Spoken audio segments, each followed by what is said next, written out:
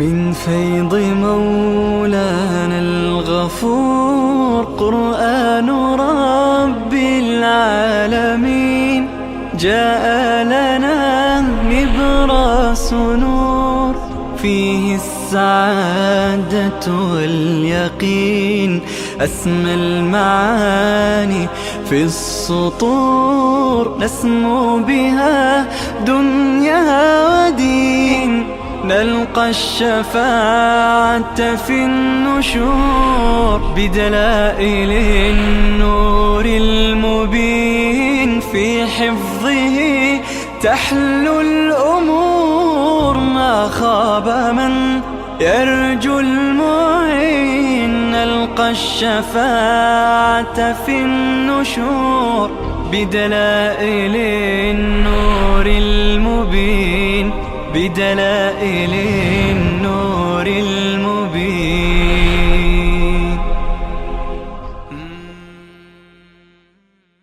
أعوذ بالله من الشيطان الرجيم. بسم الله الرحمن الرحیم. در آیاتی که خواندیم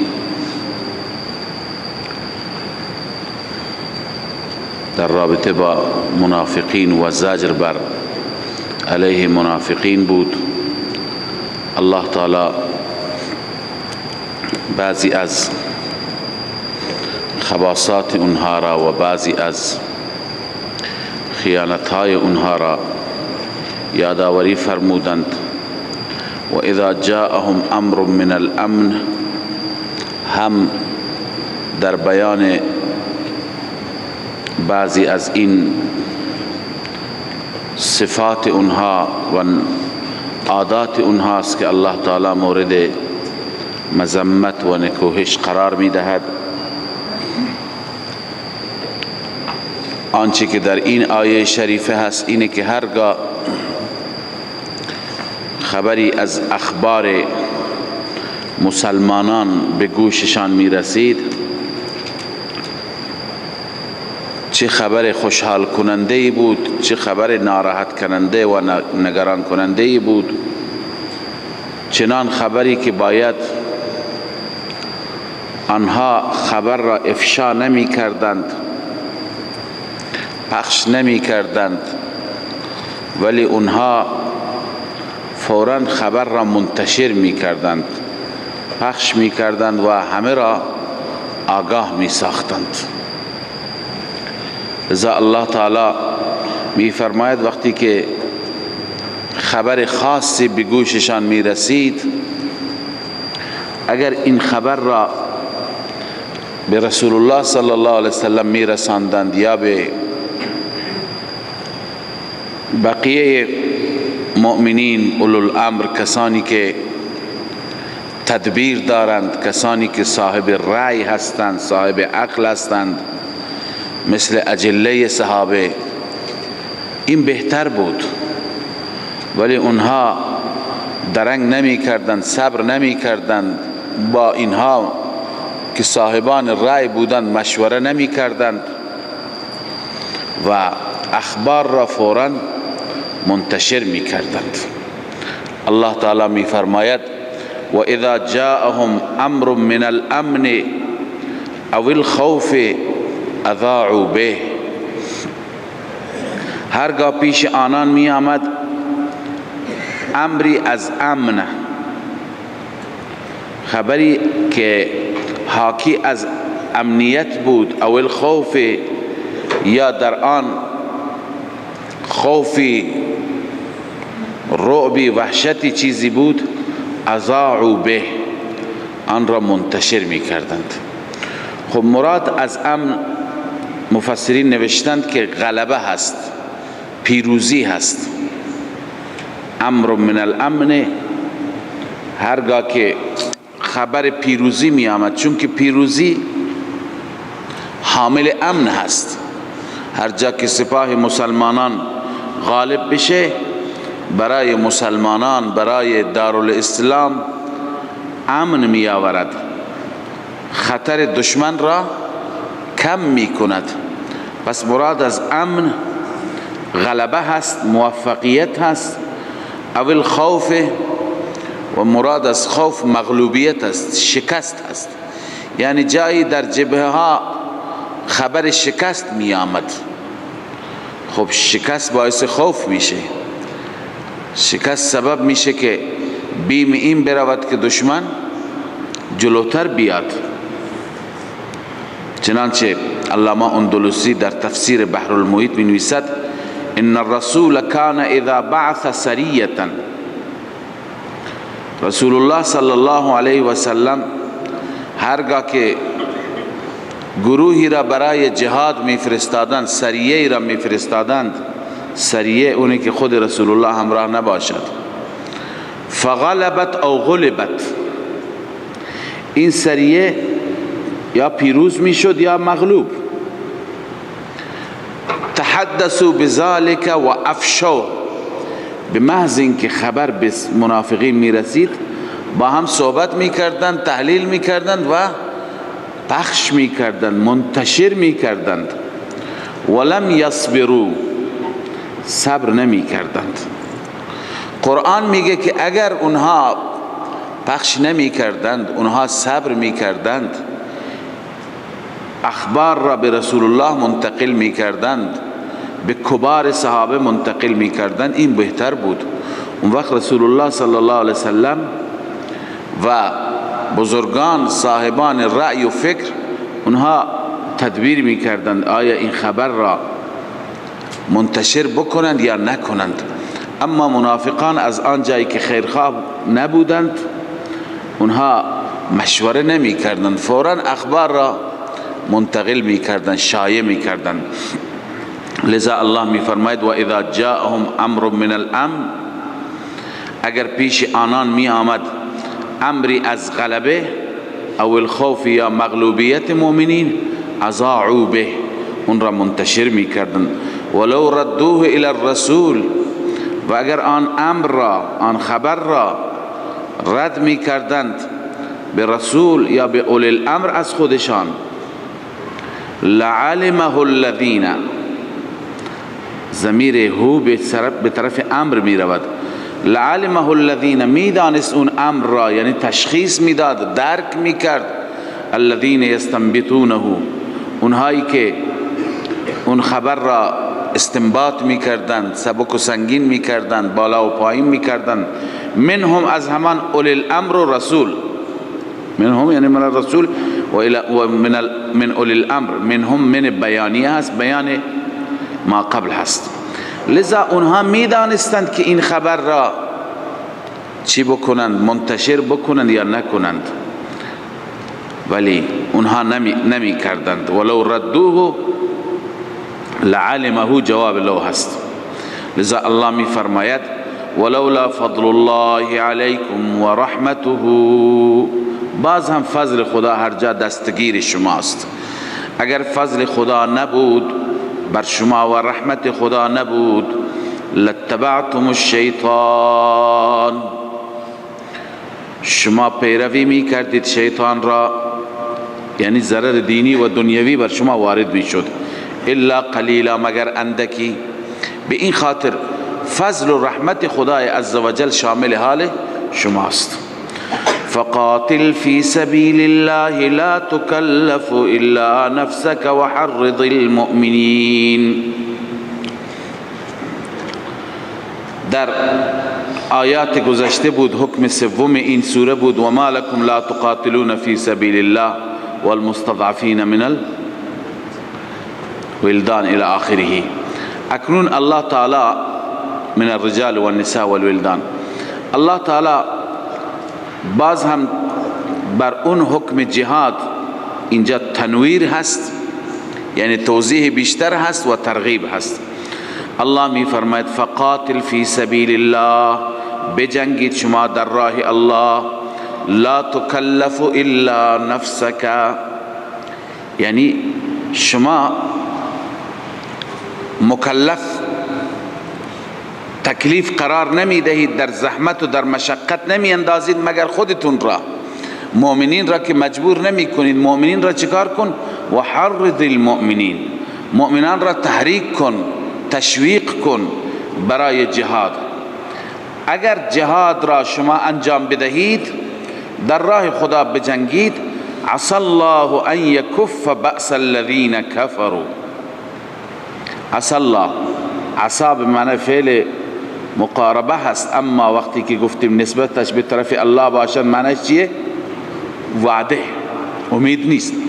عسى الله وعده هست که اگر شما بجنگید، این حکمت جنگ هست، حکمت جهاد هست، ان یکف بأس الذین کفروا، جنگ کسانی که کفر کردند خداوند باز بدارد، یعنی شما را از شر اونها، از مضراتی که اونها وارد میکنن خداوند شما را باز میدارد. والله اشد بأسا، خداوند از نظر بأس و جنگ شدیدتر هست، جنگ الهی با کفار.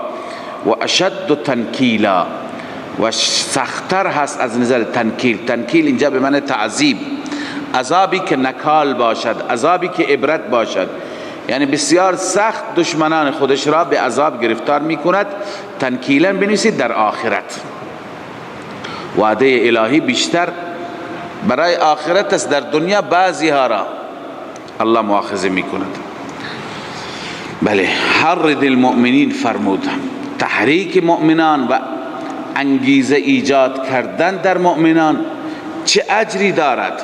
تبلیغ برای جهاد، تشویق برای جهاد چه پاداشی دارد. الله می فرماید من یشفع شفاعتا حسنه، هر کسی که شفاعت بکند، شفاعت حسنه، یکن له نصیب منها، برای خودش هم نصیبی از آن است. ببین مراد از شفاعت حسنه چیه؟ موعظه حسنه هست. منظور از شفاعت حسنه موعظه حسنه. مثلا شما مسلمانی را تشویق بکنید، ترغیب بدهید که در راه خدا جهاد بکند، یک مجاهدی پیدا میشه، پس یکن له نصیب منها، برای شما هم سهمی از آن هست، از این شفاعت. یعنی او وقتی که می جنگد شما هم بی نصیب نیستی، گویی شما می جنگید.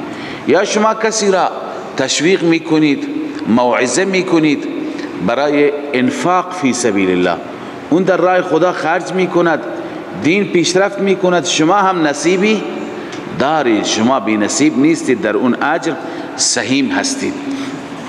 پس این علت حرض المؤمنین هست. علت حرض المؤمنین، ای پیغمبر مؤمنان را برای جهاد موعظه بکن، انگیزه در اونها ایجاد بکن، تحریک بکن.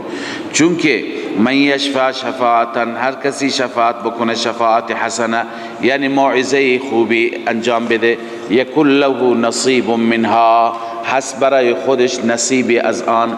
و من یشفع شفاعتا، هر کسی که شفاعت بکند، شفاعت سیئه یعنی مردم را به کار بد وادار بکند، مردم را به کار منکر راهنمایی بکند، موعظه سیئه انجام بدهد که با تشویق این مثلا تحریک بشه، مسلمانان به جان هم بیفتند، مسلمانان را با هم به جان هم بیندازد، اختلاف درست بکند. یا کسی که تشویق میکند برای گناه، برای کاری که گناه است، برای منکر، کسی بساط منکر را ترتیب میده، تهیه میکند، با تشویق این انسان، خب اون کسی که منکر را انجام داده اون گناهکار است، این هم سهمی در اون گناه دارد. و من یشفع شفاعتا سیئتا، شفاعت بدی، یکن له کفل منها، هست برای این شفاعت کننده کفل یعنی باری و سهمی از آن. و کان الله علی کل شیء مقیتا، الله تعالی بر هر چیز مقیت است. مقیت دو معنی داره، یا مقتدر توانا، یا اینکه مقیتا معنیش هست حافظ و نگهبان، بر هر چیز محافظ است، هر چیز را الله تعالی محافظت میکند. خب و اذا حییتم بتحیه، هرگاه که شما تحیه شدید، یعنی از طرف کسی شما به شما سلام گفتند. خب ببین بحث سلام که سلام هست، خوش آمدگویی هست، با این بحث چه ربطی دارد؟ این بحث جهاد بود. حضرت شیخ حسین علی رحمه الله می فرماید این هم متعلق به ما قبل هست، این موضوع جداگانه نیست. و اذا حییتم معنیش اینه که هر وقتی که داعی جهاد آمد، کسی که شما را تشویق می کند، کسی که شما را به جهاد ترغیب می دهد، به موعظه حسنه ترغیب می دهد، داعی الی الخیر پیش شما آمد، شما استقبال خوب ازش بکنید. چیکار بکنید؟ استقبال خوب ازش بکنید. مثلا اون میاد سلام میگوید، شما جواب سلامش را به نحو بهتری بدهید. اون میگه السلام علیکم، شما بگو و علیکم السلام و رحمت الله، همونطور که در حدیث آمده در تشریح این آیه، رحمت الله را اضافه بکن. اون اگر گفت السلام علیکم و رحمت الله، شما بگو و علیکم السلام و رحمت الله و برکاته. بس این در واقع سلام گفتن و تحیه و خوش آمد گفتن به چه کسی هست؟ به داعی خیر، داعی جهاد. بحث جهاد بود. الله می فرماید و اذا حییتم بتحیه، وقتی که تحیه گفته شدید، سلام گفته شدید با سلامی، فحیوا باحسن منها، پس شما سلام بگویید به بهتر از آن، منها از آن تحیه، بهتر از آن تحیه، او ردوها، یا خود همان تحیه را رد کنید، یعنی خود اون را بدون کم و کاست بهش برگردانید. و ان الله کان علی کل شیء حسیبا، بدون شک خداوند بر هر چیز حسیب است، حساب میگیرد از شما، محاسبه میکند. الله لا اله الا هو، اینجا خداوند مجددا مدعا را تکرار میکند. ادعا توحید فی الالوهیت است. هیچ خدایی، هیچ معبودی لایق پرستش و عبادت نیست بغیر از او. الله لا اله، جهاد هم برای اثبات همین هست، انفاق هم برای پیش برد و پیشرفت این نهضت است. الله لا اله الا هو، الله آن ذاتی است که هیچ معبودی نیست الا هو مگر او. لیجمعنکم الی یوم القیامت لا ریب فیه، حتما الله شما را جمع می کند. لیجمعنکم الی یوم القیامه، الی اینجا به معنی فی هست. خداوند شما را جمع می کند فی یوم القیامه، جلاله نوشته فی یوم القیامه، در روز قیامت، قیامتی که لا ریب فیه، هیچ شکی در وقوع آن روز، در اون حادثه‌ای که اتفاق می افتد شکی وجود ندارد. و من اصدق علت است. و من اصدق چی هست؟ علت است. چرا شک نیست؟ چون که آیا از خداوند صادقتر میبینی؟ صادقتر کلامی از کلام الله تعالی میشنوی؟ و من اصدق من الله حدیثا، چه کسی صادقتر است از خدای عزوجل از نظر حدیث، از نظر سخن الله صادق است. پس این چیه؟ این علت لیجمعنکم الی یوم القیامه، حتما شما را خدا جمع می کند، به دلیل اینکه الله آنچه که میگوید درست میگوید. فما لكم في المنافقین فئتین والله ارکسهم بما کسبوا. خب بسیاری از منافقان بوده. اینجا حکم سلطانی دیگری هست، حکم حاکمانه دیگری هست، چهارمین حکم است. ما از ان الله یأمرکم ان تؤدوا الامانات، احکام سلطانیه را شروع کرده بودیم، این حکم چهارم هست. گروهی بودند از منافقان که اینها آمده بودند مدینه طیبه خدمت رسول اکرم صلی الله علیه و سلم، به ظاهر ایمان آوردند، اما به شهر خودشان برگشتند.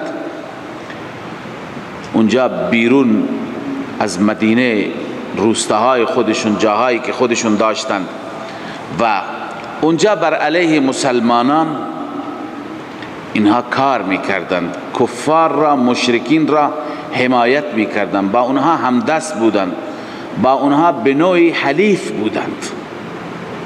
لذا مسلمانان که وقتی که جهاد میکردند با هم اختلاف داشتند که آیا با آن منافقان بجنگند یا نجنگند. خب گروه معتقد بود که باید با اونها جنگ نشه، چون که خداوند اجازه نداده با منافقین که بظاهر مسلمانند بجنگیم. اما گروه دیگر میگوین که اونها با کفار هستند، باید با اونها چی کرد؟ جنگید و اونها همکاری دارن با کفر. الله تعالی اینجا به مسلمانان تذکر میده که چرا شما درباره این منافقین دو گروه هستید. اینها کسانی هستند که الله تعالی اینها را برگردانده، منحرف کرده، لذا اینها قابل هدایت نیستند. معنا و مفهوم آیه این است که هر وقتی که در جنگ مواجه شده با اونها هم بجنگید. اینها چه منافقانی هستند؟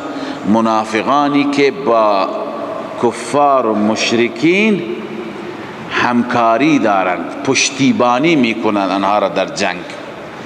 خب من اینجا یک آیه که قبلا خواندیم اون آیه را خدمت شما یادآوری میکنم. ما خواندیم یا ایها النبی جاهد الکفار، غالبا در سوره تحریم بود، یا ایها النبی جاهد الکفار والمنافقین، ای پیغمبر با کفار و با منافقان جهاد کن. خب اکثر مفسران میگفتن جاهد الکفار بالسنان والمنافقین باللسان، با منافقان جنگ و جهاد هست با زبان. ولی اونجا خدمت شما عرض کردم که هر جا جنگ با منافقین با زبان نیست. در بسیاری از موارد هست که جنگ با منافقین با شمشیر هم هست. همه منافقان که در این قاعده نیستن که باید با اونها جهاد نشه. خیلی از منافقان بودن که بیرون مدینه، همونجا خدمت شما عرض کردم، بیرون مدینه و با کفار حلیف بودن، با کفار هم پیمان بودن. وقتی که جنگی با کفار صورت می گرفت دیگه اون منافقین هم در جنگ می آمدن، با اونها هم جنگ می شد. همین منافقین هستند. پس اگر ما اون آیه را هر دو را بالسنان بگوییم، هم با کفار بجنگیم با شمشیر، هم با منافقین بجنگیم با شمشیر، همین منافقین هستند، نه اون منافقینی که مثل ابن ابی و امثالهم در کنار رسول الله در مدینه طیبه زندگی می کردند. الله می فرماید فما لکم فی المنافقین فئتین، چی شده شما را در منافقین دو گروه هستید در رابطه با منافقین. والله ارکسهم بما کسبوا، ارکسهم یعنی سرنگون کرده، خدا اونها را برگردانده. روح المعانی تفسیر کرده ردهم الی الکفر. ارکسهم یعنی چه؟ ردهم الی الکفر، خداوند آنها را به کفر برگردانده به سبب آنچه که کسب کردند. اتریدون ان تهدوا من اضل الله، آیا شما اراده دارید که هدایت کنید کسانی را که خدا گمراه کرده به دلیل عناد؟ و من یضلل الله فلن تجد له سبیلا، هر کسی را خدا گمراه بکند، نفی مختار کل، پیغمبر هم کاری نمیتونه برایش بکنه. فلن تجد له سبیلا، هرگز نمیابی برایش راهی. سبیل یعنی چی؟ بالا بینیست هدایت، یعنی راه هدایت. اگر خدا گمراه بکنه هدایت کردن کار رسول الله هم نیست. چرا این منافقین قابل هدایت نیستن؟ الله تعالی می فرماید چنان اونها در کفر غلو و افراط دارن که دوست دارن شما هم کفر بکنید. اونها دنبال کفر شما هستن. ودوا لو تکفرون، ودوا لو تکفرون کما کفروا، آنان دوست دارن لو تکفرون، لو مصدریه هست، ای کفرکم، دوست دارن آنها کفر شما را، کما کفروا، همان گونه که آنها کافر شدن، فتکونون سواء، تا شما با هم برابر باشید. با هم برابر باشید.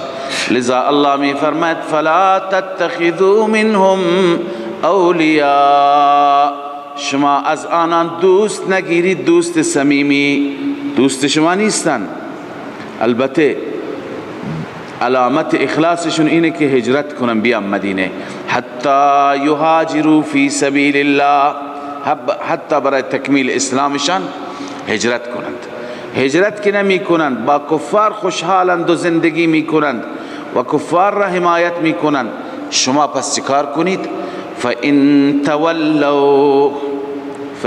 تَوَلَّوْا اگر آنان پشت دادند عن الهجره، اعراض کردن هجرت، میگن نه جای ما خوبه، در کنار کفار به دسیسه و به نیرنگ مشغولند، فخذوهم واقتلوهم حیث وجدتموهم، بگیرید آنها را، بکشید آنها را هر جا یافتید، ولا تتخذوا منهم ولیا ولا نصیرا. اون گرفتن و کشتن در حالت چی بود؟ در حالت جنگ بود. ولا تتخذوا در حالت امن هست، یعنی وقتی که حالت امن و صلح هست باز هم باشون دوستی نکنید. ولا تتخذوا منهم ولیا، شما از آنان ولی نگیرید، آنها را دوست و حامی خودتان به اونها اعتماد نکنید. ولا نصیرا، و اونها را یار نگیرید، مددگار خودتان، اونها هیچ وقت شما را یاری نمی کنند، از پشت شما را میزنند، اونها خائنند. البته الله تعالی گروه دوم را استثناء می فرماید.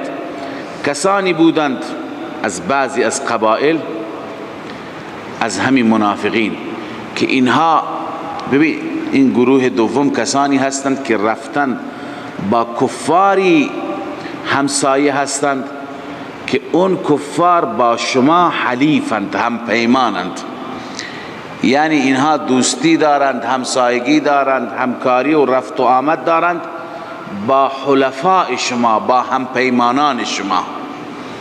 با چه کسانی؟ هم پیمانان شما.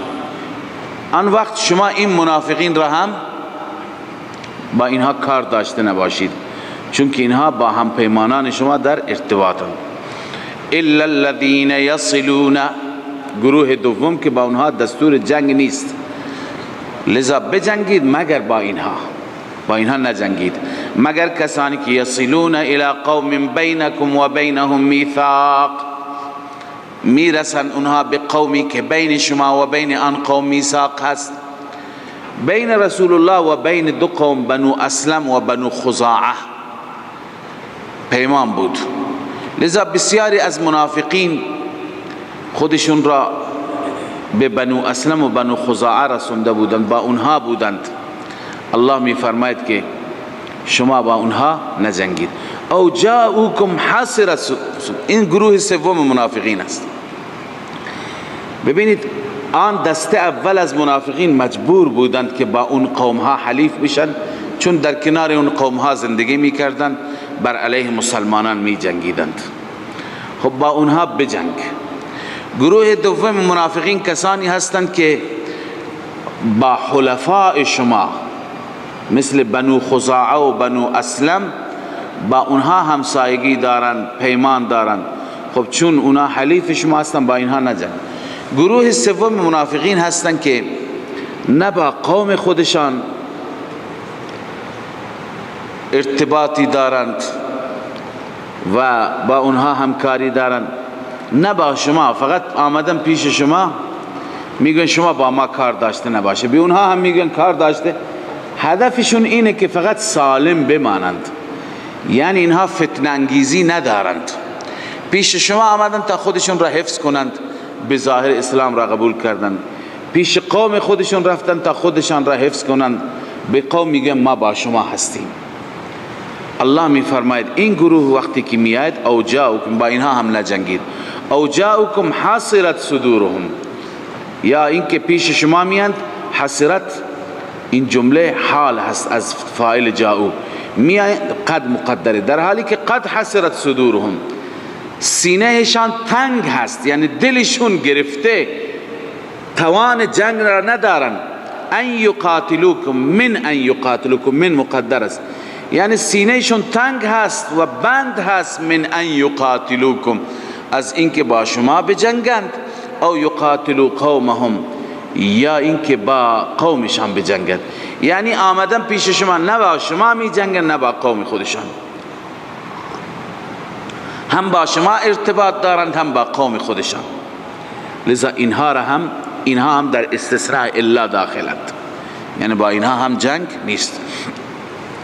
الله می فرماید ولو شاء الله لسلطهم علیکم فلقاتلوکم، اگر خداوند می خواست مسلط می کرد آنها را بر شما که با شما می جنگیدند.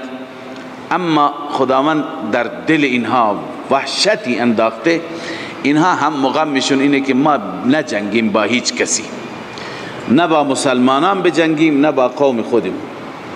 لذا تا زمانی که به این حالت هستند الله می فرماید که شما نجنگید.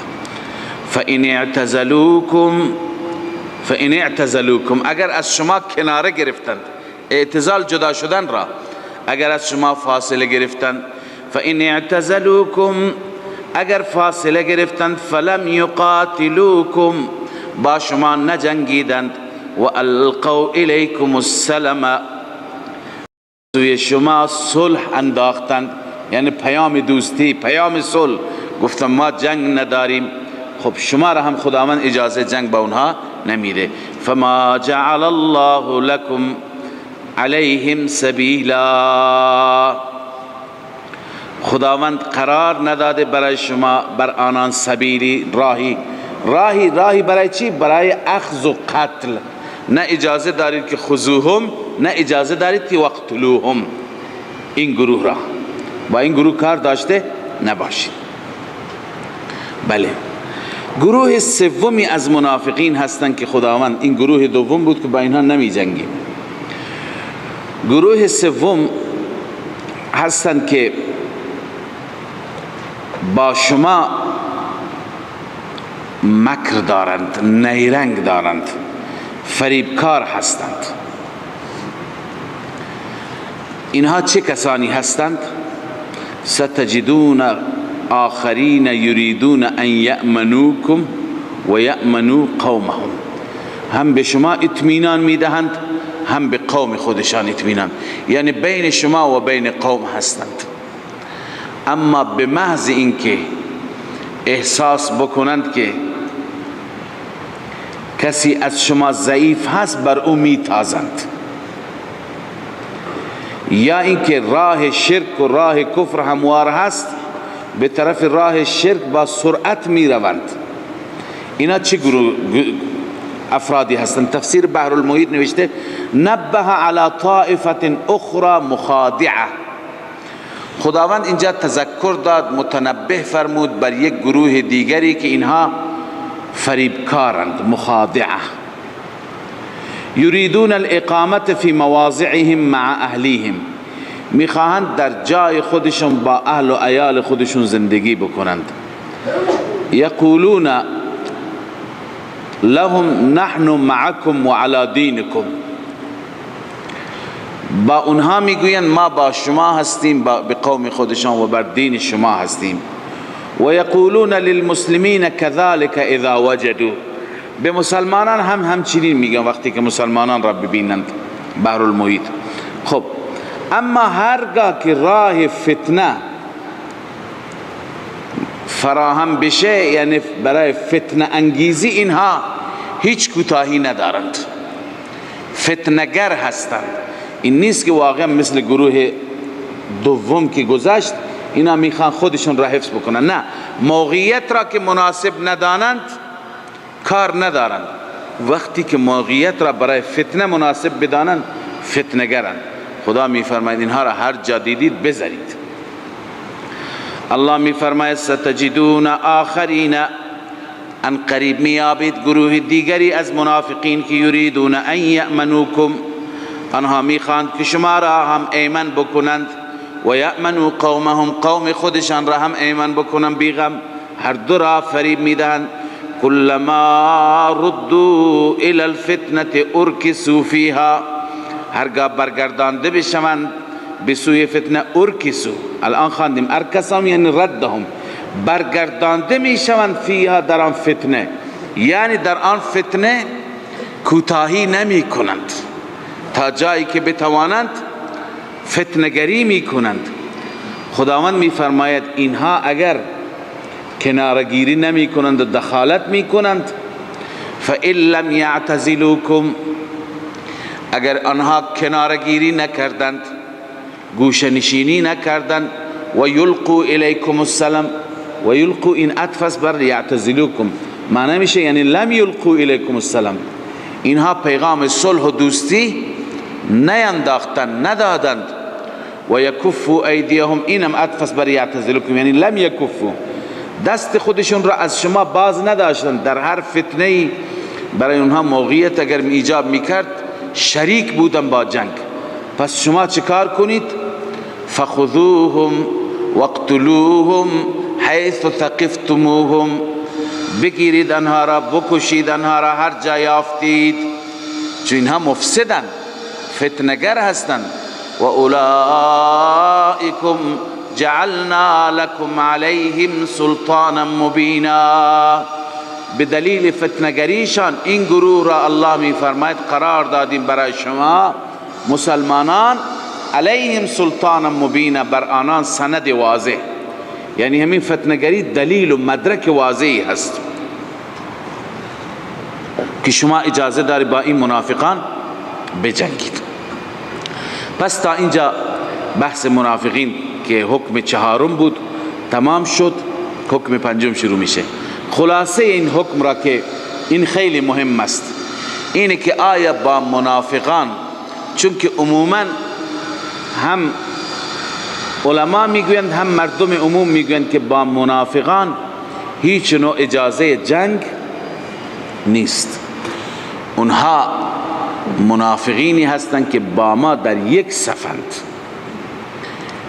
بظاهر با ما هستند، بظاهر با اونها هستند، خودشون را حفظ میکنند. اما منافقینی که در جای دیگه زندگی میکنند و انسان میبیند که این منافقین با دشمنان ما در ارتباطند، این منافقان با دشمنان ما چی دارند؟ همکاری دارند، هم فکری دارند، حمایت میکنند. این منافقین گرچه اعلام دوستی با ما میکنند، اعلام عرض کنم که مسلمان بودن میکنند، اینها را باید با اینها بجنگیم، با اینها باید جهاد بشه. قرآن دو صورتش اولی و سومی صریحا میگه با اینها باید جنگید. و ما کان لمؤمن، حکم سلطانیه پنجمین حکم را الله تعالی در رابطه با قتل بیان می فرماید. کسی که کسی را می کشد، اشتباها می کشد، خب قتل خطا کفارش چی هست؟ ببینید اگر کسی را کشته، قاتل مسلمان هست، مقتول هم مسلمان هست و در دارالاسلام زندگی می کند. مسلمان هست و در کجا زندگی می کند؟ دارالاسلام زندگی می کند.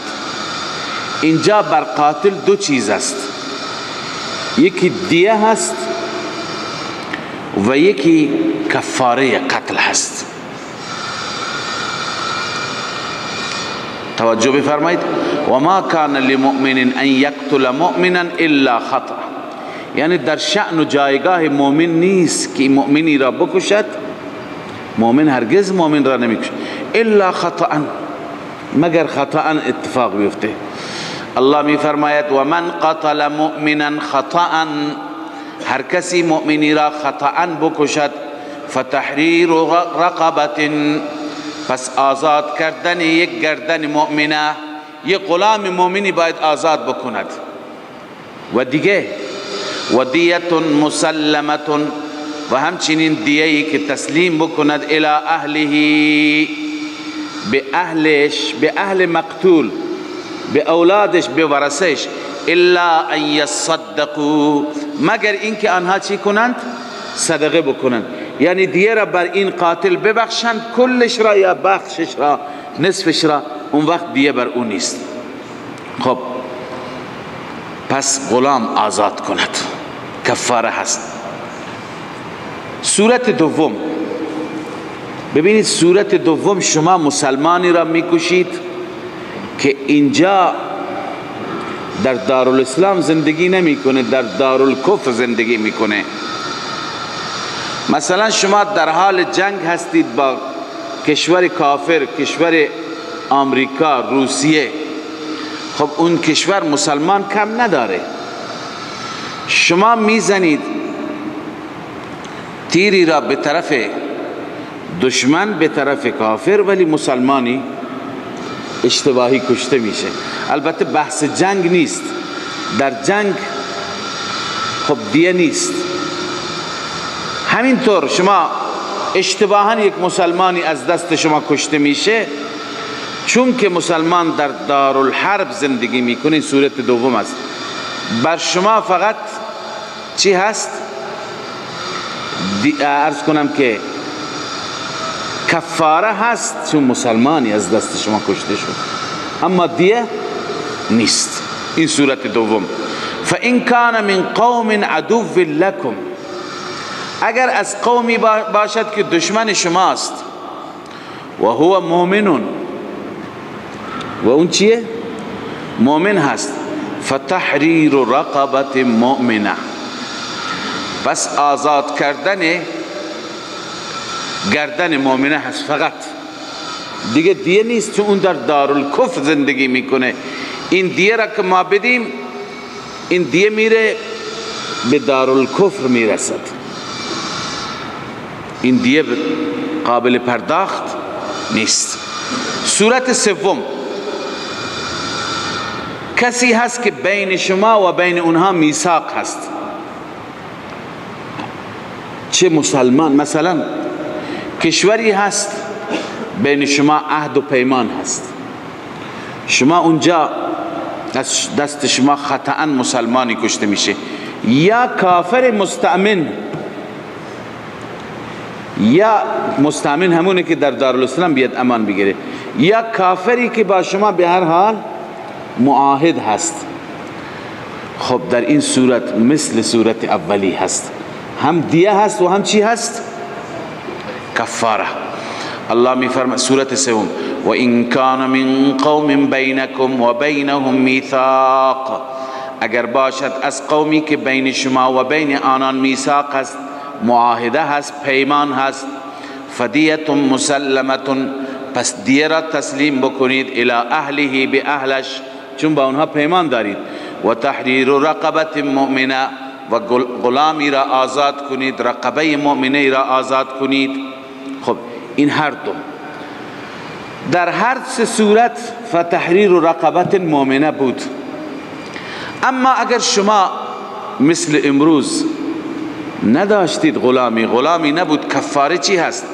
الله می فرماید فمن لم یجد فصیام شهرین متتابعین، هر کسی غلام نیافت پس روزه 2 ماه پیاپی،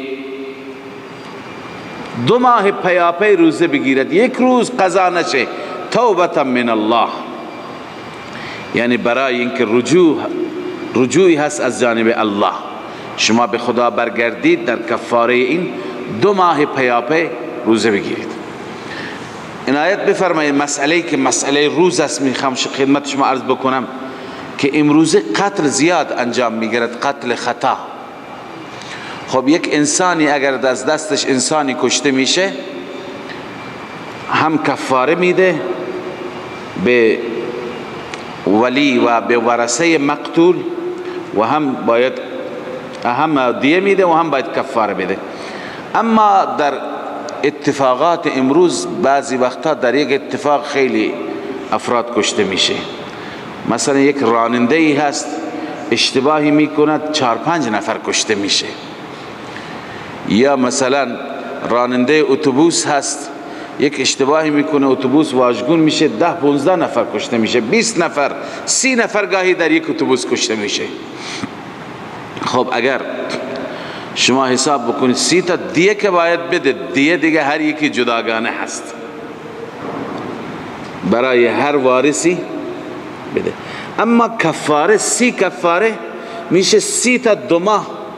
چند ماه میشه؟ 60 ماه. 60 ماه یعنی 5 سال تقریبا، درسته؟ 5 سال پی در پی باید روزه بگیره. این آدم داغون میشه. ببینید آیا راهی هست؟ علما در این رابطه بحث کردن، مجامع فقهی. من از مجمع فقهی اهل سنت ایران که سال گذشته در این مورد اینجا بحث کردن خدمت شما عرض می کنم.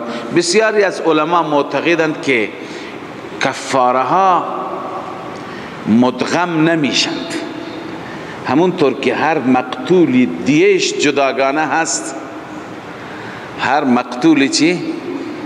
کفارش هم جداگانه هست.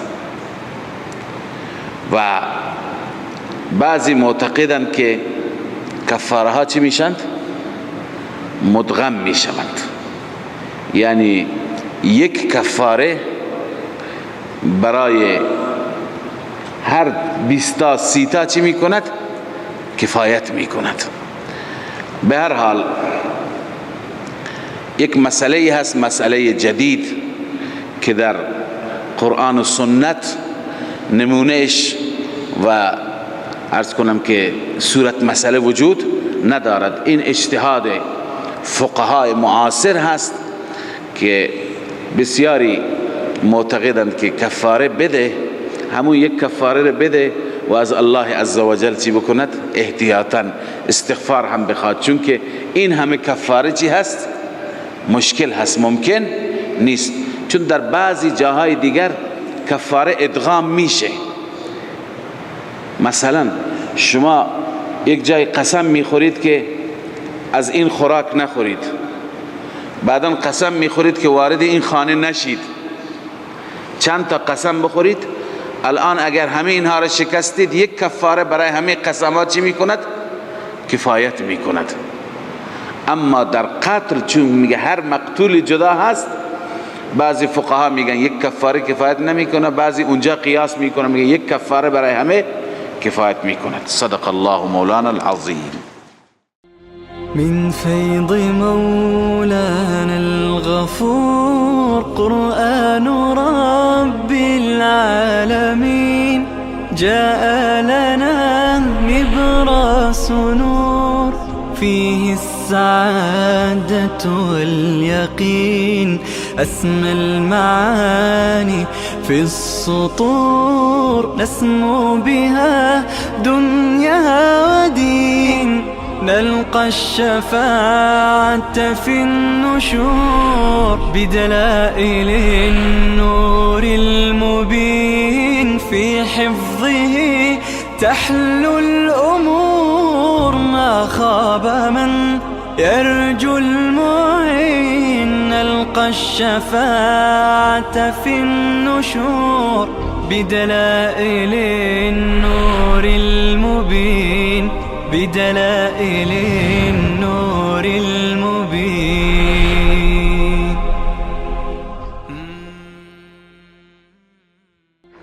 من فيض مولانا الغفور قرآن رب العالمين جاء لنا نبراس نور فيه السعادة واليقين